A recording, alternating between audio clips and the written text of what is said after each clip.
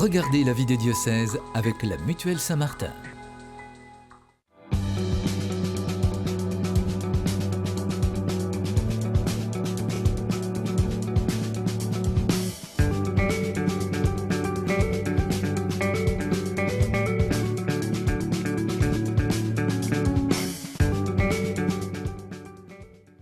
Bonjour à toutes et à tous, bienvenue dans cette nouvelle édition de la vie des diocèses. Alors cette semaine, on vous emmène dans le Maine-et-Loire, en Anjou, à la découverte des catholiques du diocèse d'Angers. L'Anjou, c'est une terre de chrétienté, avec Angers comme capitale départementale, qui était le berceau historique des Plantagenets aussi, mais qui est aujourd'hui marquée par d'autres caractéristiques. On pourrait en citer de nombreuses, mais notamment l'horticulture. Et c'est aussi une université catholique qui est très ancrée et qui rayonne sur tout l'Ouest. On en parlera aussi très certainement au cours de cette émission. Plus de 800 000 habitants vivent dans le Maine-et-Loire. L'Église catholique y est, elle, structurée en 60 paroisses qui sont réunies en 12 doyennés. Alors je le disais, l'enseignement catholique y est très implanté avec 230 écoles, 42 collèges et 23 lycées. Il y a une trentaine de communautés religieuses aussi qui sont présentes dans ce diocèse. Un diocèse qui compte 175 prêtres, dont 73 qui ont moins de 75 ans. 6 séminaristes sont actuellement en formation pour le diocèse et par ailleurs une cinquantaine de diacres permanents et 70 laïcs en mission ecclésiale sont investis dans l'Église catholique dans le Maine-et-Loire, dont nous allons parler dans cette émission avec notre invité, Monseigneur Emmanuel Delmas. Monseigneur, bonjour. Bonjour. Merci beaucoup d'être présent sur le plateau de la vie des diocèses pour répondre à nos questions et aussi en fin d'émission à celles des fidèles de votre diocèse. Alors vous êtes évêque d'Angers depuis 2008. Au plan national, au sein de la Conférence des évêques de France, on peut signaler que vous êtes membre du Conseil Famille et Société et vous êtes également chancelier de l'Université catholique de l'Ouest, alors qu'il y a plusieurs sites, mais notamment à Angers, un site évidemment très important. Alors quelques jalons sur votre parcours biographique. Vous êtes né en 1954 à Figeac, dans le Lot. Vous êtes diplômé de médecine. Vous avez été ordonné prêtre en 1988 pour le diocèse de Cahors. Vous avez été notamment un recteur du sanctuaire de Rocamadour de 1997 à 2005. Et vous avez été vicaire général du diocèse jusqu'à votre nomination comme évêque d'Angers. Votre devise épiscopale, solide comme le rocher, notre espérance. Alors, Monseigneur Delmas, cette devise-là, c'est aussi la devise du sanctuaire de Rocamadour. On imagine que ça a dû avoir une importance pour vous. Quelle est-elle aujourd'hui, cette importance? Est-ce que le lien avec Rocamadour est toujours présent pour vous? Alors oui, bien sûr. J'ai été recteur de 97 à 2005, comme vous le disiez, mais j'avais été chapelain 4 ans auparavant. Donc j'ai passé 12 ans de ma vie de prêtre à Rocamadour. Et j'ai été très, très marqué par ce beau sanctuaire qui est assez typique avec cette ascension. Il faut monter pour arriver jusqu'au niveau de la chapelle de la Vierge Noire. C'est un pèlerinage de pénitence qui a été très ancré dans l'histoire de l'Église au Moyen-Âge. Ça faisait partie des grands sanctuaires du monde. Et à Rocamadour, j'ai eu l'occasion d'accueillir des pèlerins, bien sûr, mais aussi beaucoup de touristes, parce que c'est un lieu aussi très, très touristique. Alors, il y a un petit événement aussi qui me frappe par rapport au diocèse d'Angers, puisque au titre de recteur de sanctuaire, j'avais la possibilité de participer une fois par an à une session de recteur de sanctuaire de toute la France. Et j'étais toujours impressionné par le prêtre qui était recteur de Béhuard, qui nous parlait de Notre-Dame de Béhuard avec beaucoup de chaleur, beaucoup de flammes. Et voilà, je ne sais pas pourquoi, mais j'ai été, dès Rocamadour, déjà impressionné, attiré par ce sanctuaire de Notre-Dame de Béhuard dont on parlera. Mais on va en effet en parler, parce que le sanctuaire de Béhuard se trouve sur votre diocèse actuel, d'Angers. Et alors vous avez évidemment, on va en parler de cette émission, puisque vous avez initié un projet qui est situé sur cette petite île de Béhuard. Alors on va en parler pour ceux qui ne sont pas forcément de votre diocèse et qui ne connaissent pas. Donc Béhuard, c'est une petite commune, 125 habitants, située donc sur une île, à quelques kilomètres au sud d'Angers. Alors c'est une église qui a été édifiée sur cette île à l'initiative du roi Louis XI, c'est ça? Oui. Donc à la suite d'un sauvetage miraculeux d'une noyade qui se déroulait à proximité. Alors il y a une église qui a été construite sur le rocher, on va le voir en image, et qui est devenue un sanctuaire marial. Aujourd'hui, il y a à peu près 200 000 visiteurs par an. Alors le sanctuaire était un petit peu à l'abandon ces dernières années. Et donc en 2019, vous avez décidé de confier ce sanctuaire à un recteur, le père Bertrand Chevalier, et un couple engagé dans la communauté de l'Emmanuel, Bertrand et Faustine Caron. L'objectif, c'est de redonner d'une certaine manière une nouvelle dynamique à ce sanctuaire. Alors on va d'abord le voir et l'écouter avec les propos donc du père Bertrand Chevalier, et ensuite on en discute ensemble. Tout d'abord, on écoute le père Bertrand Chevalier. Dans l'église paroissiale et habituelle en milieu rural, on s'est rassemblés pour les sépultures, pour les baptêmes, pour les mariages, pour les messes dominicales. On s'est rassemblés, mais le gros souci, c'est comment est-ce qu'on va rejoindre. Et un lieu comme celui-ci, par excellence, ça rejoint les gens parce que la beauté elle-même dit quelque chose de Dieu, et la nature elle-même est cet écrin, et l'histoire elle-même est un écrin qui nous parle justement de quelque chose qui est très beau et remarquable. Et donc ça veut dire que tout simplement, nous on va participer et on va utiliser en quelque sorte ce lieu-là vraiment comme un lieu de catéchèse. C'est-à-dire des gens qui en fait sont très loin, qui ne veulent pas entendre parler de l'Église, en quelque sorte, en venant dans ce lieu-là, ils peuvent être touchés par une image, ils peuvent être touchés par quelque chose qui fondamentalement peut leur dire autre chose que ce qu'ils croient voir habituellement de l'Église. Une Église bien vivante avec des choses qui se renouvellent. D'où cette restauration de la maison diocésaine. On expérimente justement cette évangélisation. On expérimente aussi une manière de faire qui peut être un peu différente en quelque sorte. Une maison d'accueil qui devient en quelque sorte la maison pour tous. Un lieu de vie et un lieu ou la maison commune en fait pour les gens du diocèse, mais au-delà du diocèse. Alors Monseigneur, quelles sont les missions finalement que vous confiez à cette équipe qui anime ce sanctuaire? Alors, je pense que déjà, j'ai reçu un très beau cadeau avec cette équipe. Bon, j'avais déjà le désir, l'intuition de nommer le recteur actuel, le père Bertrand Chevalier. Et puis un beau matin est arrivé un couple dans mon bureau, me demandant rendez-vous et me faisant part d'un désir qu'ils puissent s'associer à la mission d'un prêtre. Et ils avaient un projet, et je ne savais pas du tout pour quelle raison ils venaient me voir, mais lorsque je les ai reçus, il y a eu ce déclic dans ma tête, dans ma pensée, et je leur ai dit, mais moi j'ai une autre idée pour vous, et à ce moment-là j'ai pensé à Notre-Dame de Béhuard, puisque je savais qu'un nouveau recteur devait être nommé, mais je pensais qu'il allait être nommé tout seul, en tout cas en responsabilité tout seul, avec bien sûr d'autres chrétiens, mais je ne pensais pas à ce moment-là l'associer à un couple.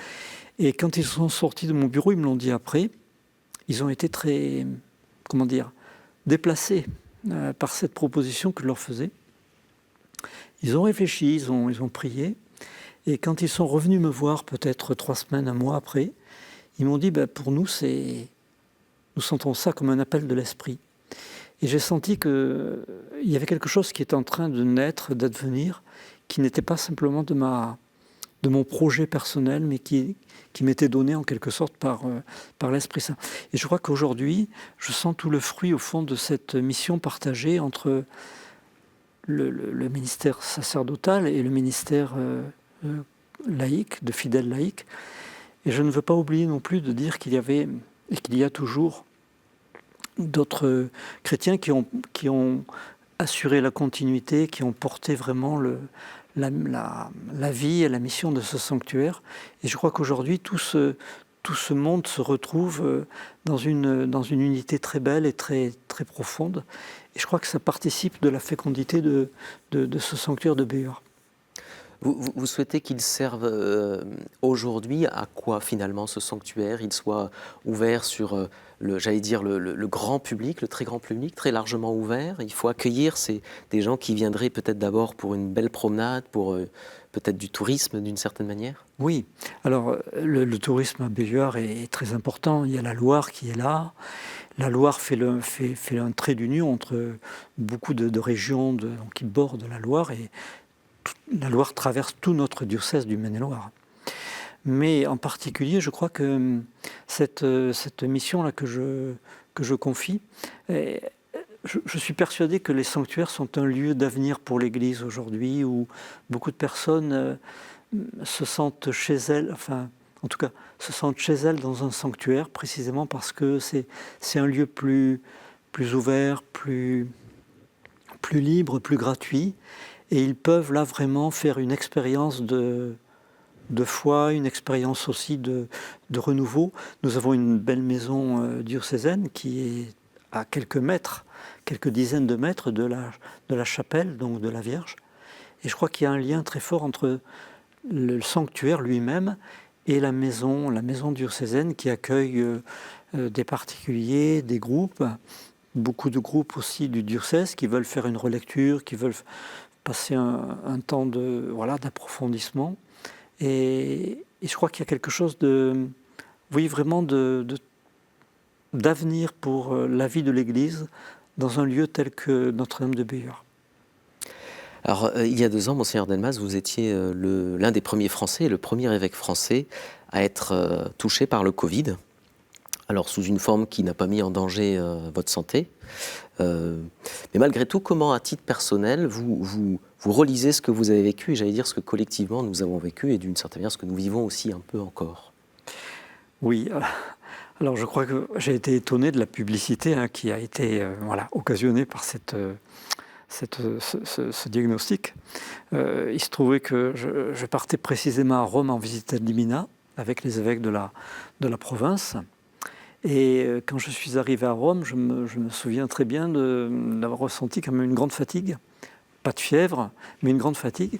Et le matin, le premier jour, le deuxième jour de mon arrivée à Rome, nous devions rencontrer le pape François.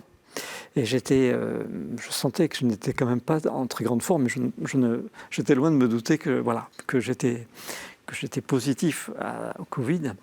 Et donc nous avons pu, j'ai participé avec les autres évêques à la rencontre avec le Saint-Père. Nous avons pu prendre, j'ai pu lui serrer la main, etc. Mais j'étais un petit peu inquiet lorsque j'ai appris le lendemain que j'étais effectivement touché positif. Et j'ai eu un petit peu une grande inquiétude, même dans la nuit qui a suivi. Je me suis dit, pourvu que je ne transmette pas ce mal au pape.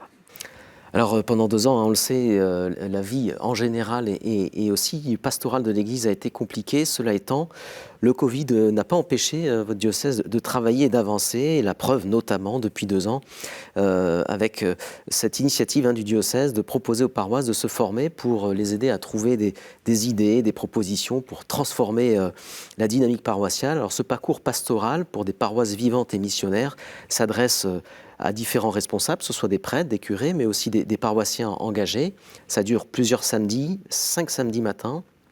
Et l'année dernière, 12 paroisses y ont participé. Cette année, elles sont 18, ce qui fait qu'en gros, à peu près la moitié des paroisses auront été formées durant ces 2 années. Alors, comment se déroule cette formation? Qu'apporte-t-elle à ceux qui participent? Avant que nous en parlions, je vous propose de le découvrir avec ce reportage d'Ophélie Maria. On regarde. Ce matin, le parcours pastoral paroisse vivante et missionnaire continue à Angers. Donc on va essayer de définir et de profiler. Il faut prendre le sens de profiler au sens de la série télévisée américaine qui s'appelle Profiler. Et de définir le profil type des services de la paroisse. Pendant cette avant-dernière séance, les participants engagés en paroisse sont invités à réfléchir à une question. Comment appeler des personnes pour les différents services de la paroisse? Une question qui préoccupe Alban. Des gens qui ont envie de s'investir, il y en a plein, mais ça j'en ai la certitude. Mais ils ne savent pas forcément comment être utile. Et peut-être que là, on peut leur apporter une aide, à dire qu'est-ce que vous savez faire, valoriser leurs propres compétences, valoriser leurs propres dons et leurs propres talents, et se rendre compte que finalement, tout le monde a quelque chose à apporter à notre vie paroissiale. Et on va essayer de développer des nouveaux outils proposés ici pour toujours être plus interpellant. Le père Dany, son curé, est venu avec 35 paroissiens. Pour lui, il est important que la mission ne repose pas uniquement sur les prêtres, mais soit bien l'affaire de tous les paroissiens. Alors une paroisse vivante et missionnaire, c'est une paroisse où on appelle beaucoup de paroissiens à la mission. C'est plus le curé qui tout seul se dit il faut que j'aille vers les gens, mais c'est le curé qui appelle les gens et pour leur dire c'est vous qui devez aller, c'est vous qui allez rencontrer. Et c'est une paroisse qui accepte de changer ses habitudes en écoutant vraiment les aspirations et les attentes des gens un peu plus éloignés pour pouvoir s'adapter à eux et qu'ils puissent vivre en même temps une vraie rencontre avec le Christ. Dans sa paroisse, des actions concrètes ont déjà été mises en place pour aller à la rencontre des personnes éloignées de l'Église. Dans les groupes de catéchèse, on voit bien que des enfants vraiment ont plaisir à être là, à échanger entre eux, à dire ce qu'ils ont dans leur cœur.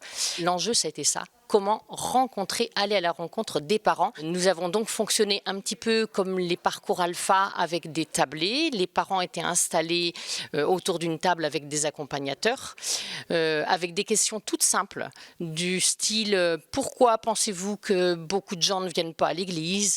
Qu'est-ce que vous attendez, vous, de l'église aujourd'hui ?» Voilà, ça a libéré la parole et on a pu entendre des gens à la sortie nous dire « Mais on a pu dire pourquoi on ne vient pas, on a pu dire nos emplois du temps très chargés, on a l'impression d'avoir été écoutés, entendus, sans jugement. » L'an dernier, une dizaine de paroisses ont suivi cette formation et cette année, 18. Près de la moitié du diocèse aura donc été formée à la fin de l'année. Monseigneur Delmas, quels sont les fruits que vous voyez, vous, d'ores et déjà, pour notamment les paroisses qui ont participé à ce parcours ? Alors voilà, je crois que c'est une initiative qui est importante. Nous avons voulu précisément permettre à tous les baptisés, hein, parce que c'est au fond ce qui a été, c'est un des fruits, une des conséquences d'une démarche synodale que nous avons vécue il y a 3 ans, qui s'est conclue il y a 4 ans maintenant, et avec des orientations missionnaires, dont l'une des principales, c'est que nous souhaitions que la mission ne soit pas réservée simplement à quelques spécialistes, à quelques acteurs, mais soit l'affaire de tous. Alors je crois que ce n'est pas non plus original, hein. Je sais que c'est une volonté de toute l'Église. C'est une volonté aussi qui a été bien soulignée par le pape François dans son exhortation « La joie de l'Évangile ». Mais voilà, il fallait non seulement la mettre en pratique, mais essayer de voir comment elle pouvait se concrétiser dans notre diocèse. Et ça a été le fruit de cette proposition paroisse vivante et missionnaire. Vous l'avez dit, ou ils l'ont dit, la moitié des paroisses donc, de notre diocèse a déjà pu participer. Mais cette proposition succédait à une première proposition qui était plutôt à l'adresse des prêtres, d'essayer d'inviter les prêtres à faire une formation sur pasteur selon mon cœur, hein, pour reprendre une expression du pape Saint Jean-Paul II. Et cette proposition a été suivie par plus d'une vingtaine de prêtres dans le diocèse. J'ai rencontré un des prêtres il y a 3 ou 4 jours, me disant le bienfait qu'il retirait de cette proposition, et en particulier un point qu'il a souligné, et je suis heureux de le redire ici, c'est que en vivant une proposition comme celle-là, ce sont les autres qui découvrent quels sont vos charismes, quelles sont vos compétences, et qui les font ressortir. Et je crois que, au fond, en paroisse vivante et missionnaire, c'est ça aussi, c'est permettre que chacun puisse découvrir, ou en tout cas entendre de quelqu'un qui l'entoure, quel est le talent qu'il porte, quel est le charisme qu'il porte. Tout le monde n'est pas appelé à être missionnaire de la même façon. Il ne faut surtout pas se copier un modèle. Mais par contre, ce qui est très important, c'est de découvrir qu'avec ce que je suis, là où je suis, le Seigneur me fait confiance et m'appelle et compte sur moi pour que moi aussi je sois un ouvrier dans sa vigne. Et je crois que c'est une des intuitions et en tout cas une des volontés de ce parcours paroisse vivante et missionnaire. Vous parliez d'une précédente démarche synodale. Il y a actuellement la clôture, la fin de la dimension diocésaine de la démarche synodale, le synode pour la synodalité. Quelle a été la participation des diocésains ? Elle a été forte ? Elle a été forte. Je crois qu'elle a été au-delà de ce que je pouvais imaginer à l'automne dernier. Et j'ai pu nommer deux référents, un diacre permanent et puis une laïque. Et justement, je parlais avec cette personne il y a 2 jours, me disant qu'il y avait une réponse au-delà de ce qui était attendu. Beaucoup de personnes s'intéressent à ce synode. Beaucoup veulent dire ce qu'ils portent vraiment en eux, ce qu'ils désirent. Voilà, pour l'Église. Et je crois que maintenant, le temps est venu, enfin le temps vient plutôt de synthétiser tout cela. Et c'est très délicat parce qu'il ne faut pas perdre, je crois, ce que voilà, toutes ces équipes, toutes ces personnes ont voulu dire. Mais aussi, il faut leur donner, il faut arriver à découvrir comment cela va participer donc de l'avenir de l'Église. Mais je crois qu'au fond, le synode, enfin, ce synode romain, enfin, de l'Église universelle, avec cette phase diocésaine, profite aussi de cette démarche dont nous avons parlé avec Paroisse Vivante et Missionnaire. Alors, Seigneur Delmas, on arrive à la fin de notre émission. La dernière séquence où les fidèles peuvent vous poser directement leurs questions, c'est la séquence des questions de terrain.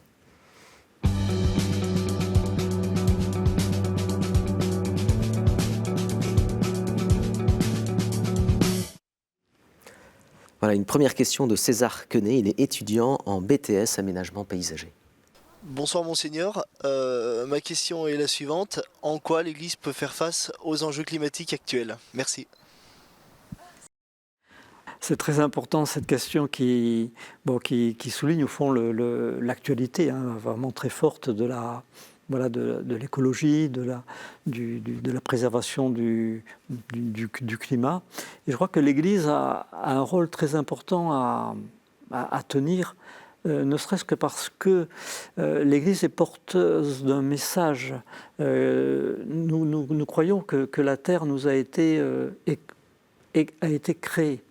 Nous vivons sur une terre qui nous a été donnée par un créateur.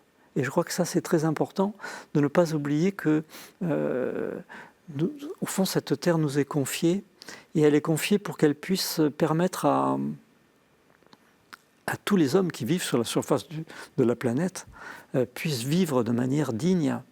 Et donc je crois que notre mission à nous, membres de l'Église, c'est de rappeler au fond que les ressources sont destinées à tous les hommes et puissent être partagées avec tous les hommes, et puis en protégeant aussi l'avenir, bien sûr, de nos ressources, et puissent aussi permettre à tout un chacun de pouvoir vivre de façon digne. Et je crois que là, il y a quelque chose, un très beau message que l'Église... dont l'Église est dépositaire et qu'elle doit cultiver. Et voilà.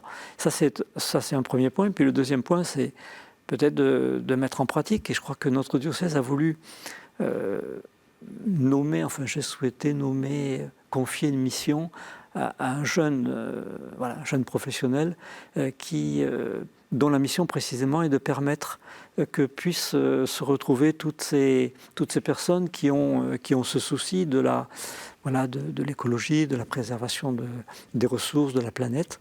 Et je crois qu'il fait ça avec beaucoup de foi et beaucoup d'enthousiasme, de permettre justement que toutes ces personnes puissent se retrouver, puissent vivre ce beau message de l'Église qui est particulièrement aussi explicité dans la Laudato aussi. Alors, Seigneur, une deuxième question qui vous est posée par Louis Baudouin. Il est assistant d'éducation. Bonjour Monseigneur, petite question éducation. Quelle est l'action du diocèse dans les collèges et les lycées de l'enseignement catholique et à quel point c'est une priorité pour notre diocèse? Alors voilà, là aussi, je crois que nous avons la chance d'être j'ai la chance d'être dans un diocèse dont l'enseignement catholique a une place vraiment très importante. On l'a souligné au début en présentant le diocèse. Il y a quasiment la moitié des élèves scolarisés dans le département du Maine-et-Loire qui sont scolarisés dans l'enseignement catholique. Autant dire que c'est une très grande responsabilité pour notre enseignement catholique, puisque justement il a la mission de rejoindre ces jeunes, ces familles. Et c'est aussi un atout je crois, pour notre Église, puisque nous avons la chance de pouvoir, là aussi, dispenser sans aucune retenue le message de l'Évangile et le message de l'Église. Et je crois que, vous voyez, par exemple, il y a 3 ou 4 jours, j'étais dans un lycée, justement, j'ai passé toute la journée dans un lycée catholique de Saumur. Je suis très admiratif de tous ceux qui travaillent au sein de notre enseignement catholique parce qu'ils rejoignent la société française telle qu'elle est, mais avec cette responsabilité belle de pouvoir délivrer le message de l'Église. Et je crois qu'il y a un travail immense à faire. Je crois beaucoup à cette possibilité qui nous est offerte et qui porte du fruit parfois, sans qu'on sache toujours ce qu'il sera. Et c'est avec la jeunesse, avec les jeunes qu'on termine cette émission. Monseigneur Delmas, merci beaucoup d'avoir été présent sur le plateau de la vie des diocèses. Merci. Merci à vous d'avoir suivi cette émission. Pour en savoir plus sur l'actualité du diocèse, vous pouvez évidemment aller sur le site internet dont l'adresse est affichée sur vos écrans. Pour revoir cette émission et bien d'autres, je vous invite à aller sur notre site internet ktotv.com. Voilà toute l'actualité de la télé. Et puis évidemment, on vous retrouve la semaine prochaine. Merci de votre fidélité. À très bientôt.